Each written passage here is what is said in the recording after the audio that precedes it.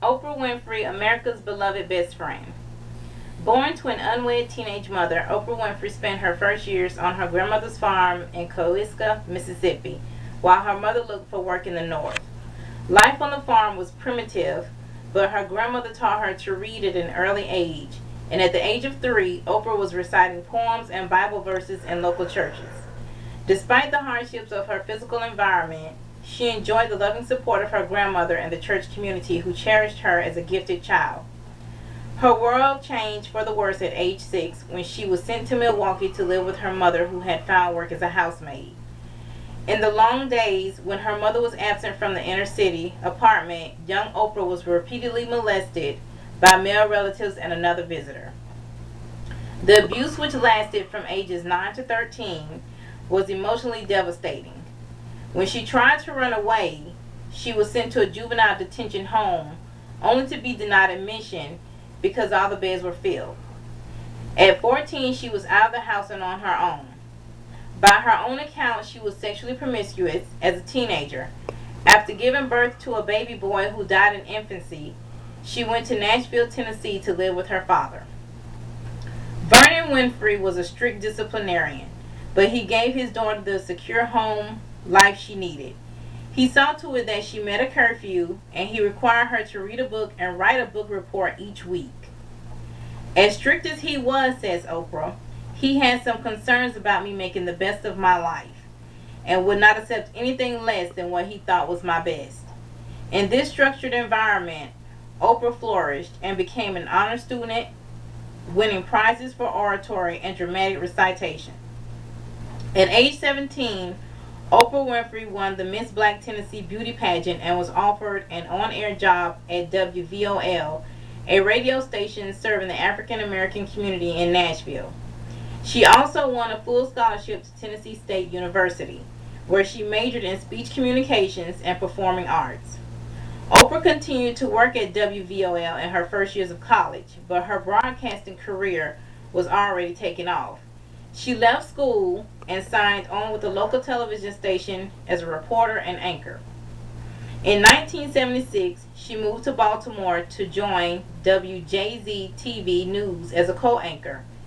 There she co-hosted her first talk show, People Are Talking, while continuing to serve as an anchor and news reporter. She had founded a niche that perfectly suited her outgoing, empathetic personality, and word soon spread to other cities. In January 1984, she was invited to Chicago to host a faltering half-hour morning program on WLS-TV. In less than a year, she turned AM Chicago into the hottest show in town. The format was soon expanded to an hour, and in September 1985, it was renamed The Oprah Winfrey Show. A year later, The Oprah Winfrey Show was broadcast nationally and quickly became the #1 talk show in national syndication. In 1987, its first year of eligibility, the show received 3 Daytime Emmy Awards in the categories of Outstanding Host, Outstanding Talk Service Program, and Outstanding Direction.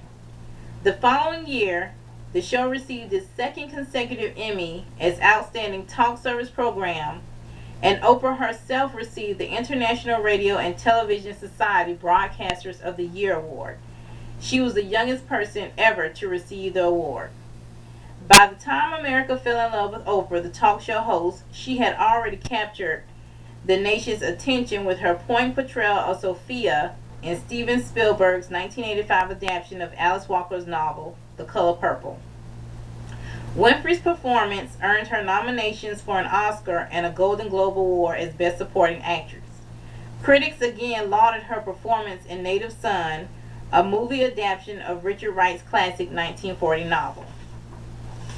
Her love of acting and her desire to bring quality entertainment projects into production prompted her to form her own production company, Harpo Productions Incorporated, in 1986.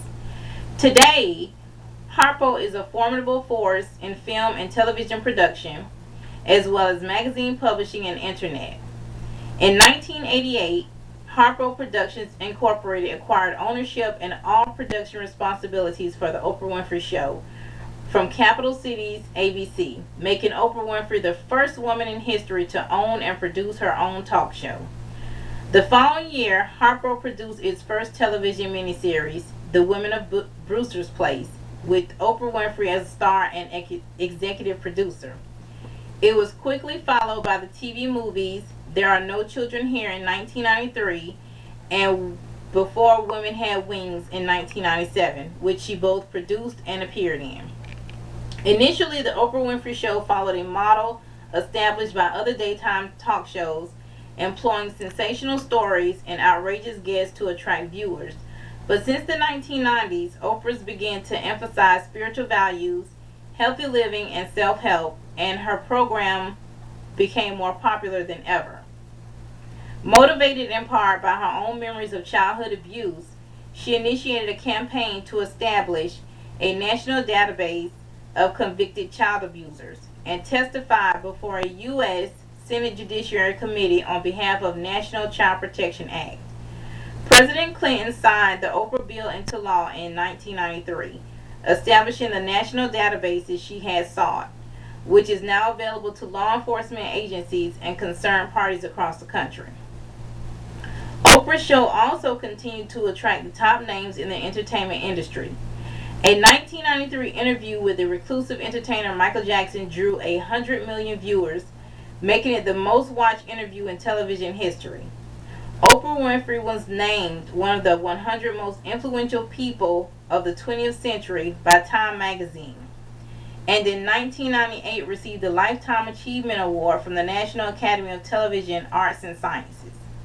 Despite her complete dominance of the daytime talk show field, Oprah Winfrey had not given up on her acting ambitions.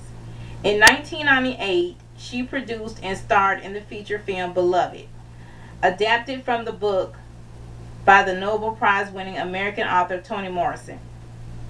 Winfrey has long used her television program to champion the works of other authors she admired, including Morrison and her longtime friend Maya Angelou. Her influence over the publishing industry exploded when she began her on-air book club in 1996. Oprah Book Club selections became instant bestsellers, and in 1999, Winfrey received the National Book Foundation's 50th Anniversary Gold Medal for her service to books and authors. She herself has authored 5 books. A proposed book on weight loss, to be co-written with her personal trainer, has received the publisher's advance fee reported to be the highest in history. Oprah Winfrey's business interests have extended well beyond her own production company. She is one of the partners in Oxygen Media Incorporated, a cable channel and interactive network presenting programming designed primarily for women. With her success, she has also become one of the world's most generous philanthropists. In 2000, Oprah's Angel Network began presenting a $100,000 Use Your Life Award to people who are using their own lives to improve the lives of others. She now publishes 2 magazines, O, the Oprah Winfrey Magazine, and O at Home. The launch of her first magazine was the most successful startup in the history of the industry. When Forbes published its list of America's billionaires for the year of 2003, it disclosed that Oprah Winfrey was the first African American woman to become a billionaire. The Oprah Winfrey Show remained as popular as ever, airing in 140 countries around the world. Many of her regular guests include Dr. Phil McGraw and Dr. Mehmet Oz, have gone on to shows of their own produced by Oprah's Harpo Productions. Over the years, she has also used her program to promote the many philanthropic ventures she supports. After filming a Christmas program in South Africa, she established the Oprah Winfrey Leadership Academy for Girls near Johannesburg. Her legendary generosity has extended not only to her favorite charities but to her loyal viewers. She celebrated the beginning of her 20th season on national television by giving every member of the studio audience a brand new Pontiac automobile. 2 decades after she first established herself as a national presence, Oprah Winfrey was still devoting much of her prodigious energy to film and television production. In 2005, she produced a film adaptation of Zora Neale Hurston's novel, Their Eyes Were Watching God, with a screenplay by Susan Laura Parks. The same year, she produced a successful Broadway musical version of The Color Purple. As an actress, she has been heard in a number of successful animated films, including Charlotte's Web, The Bee Movie, and The Princess and the Frog. In 2008 president election, Winfrey publicly endorsed a political candidate for the first time, hosting a fundraiser for Senator Barack Obama and appearing with him at campaign events. It is widely believed that her support was crucial to his winning the Democratic nomination and the presidency itself.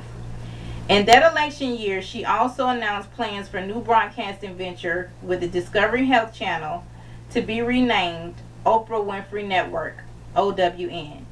In an interview on the Larry King program at the end of the year, she announced that in 2011 she would end her run on the Oprah Winfrey Show. After 24 seasons and over 5,000 broadcasts, she has since revealed plans to host a new program on the Oprah Winfrey Network. Her name is Oprah Gayle Winfrey, and she is America's beloved best friend.